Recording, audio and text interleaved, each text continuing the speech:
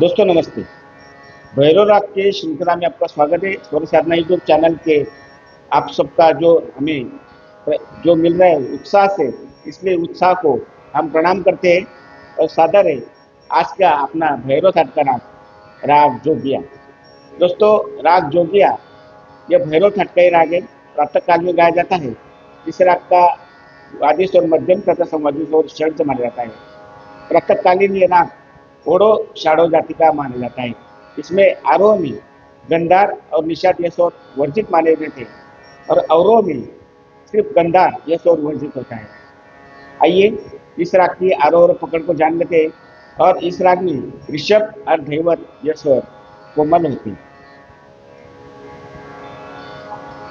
सा रे मा प ध सा